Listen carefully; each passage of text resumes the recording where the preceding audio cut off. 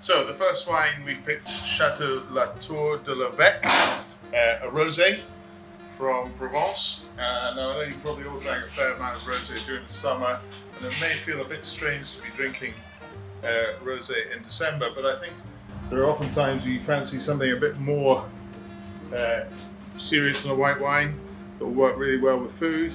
And of course, the classic food dish to go with rosé, I think, is salt cod. And salt cod also a key ingredient in an awful lot of countries at Christmas time. So in Italy, they serve salt cod on Christmas Eve. I think they also do that in Portugal. So we're going to be salting our cod now. We've got our cod loin here. We often use the trim of the cod, the belly that would be here. This is a nice piece of loin, a plastic pot, some rock salt, and it is this simple. Salt on the bottom, and we'll add as much salt as we can onto the top.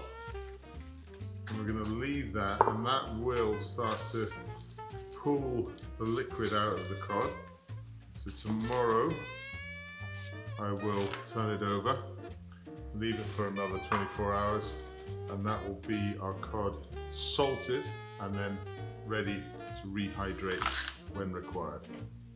So we poached the salt cod in just some milk, and then we're going to add some olive oil, some chopped garlic, a little double cream, and the salt cod, and we're going to beat that up by hand. You can do it in a food processor. You can also add mashed potatoes, some people do, but we find that dilutes the cod flavour, so we just do it nice and pure. So in a pan, got a good amount of olive oil, not the label, and a couple of cloves of garlic, crushed or chopped.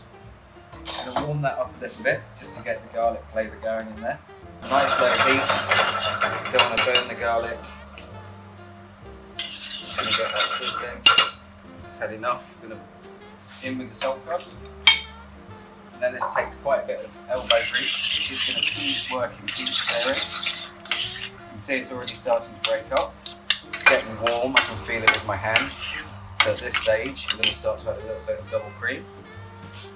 So just a little bit then to start with. Start working it. So with my third hand, just adding a bit more oil. And then we'll probably alternate a bit of oil and then a bit more cream.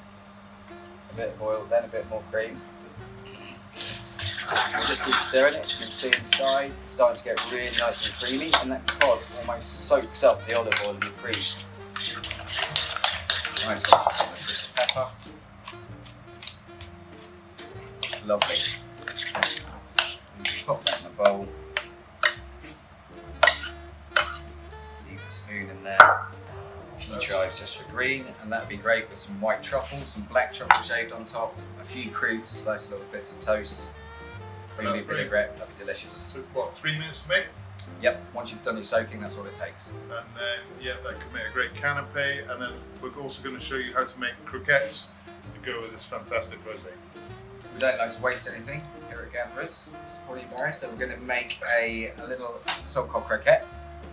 Potato base, so I've just got some steamed or boiled potatoes, probably the same amount as equal amount of potatoes to Grandad. Just going to keep those a little mash up. A few little pieces in there is quite nice for texture, so it doesn't have to be too fine. Just going to pop in that Grandad, so that's that the same amount. Give that a good work. You can also just do this with straight salt cod if you have that you've cooked. From the Grandad, you can just go straight to croquettes. Make sure that's quite well mixed.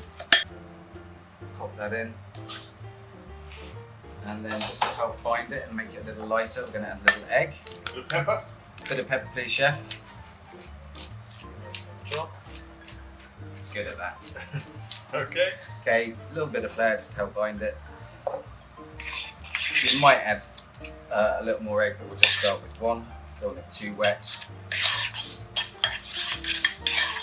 I've had these quite often in Portugal, where I can attest to their fantastic capacity to cure a hangover.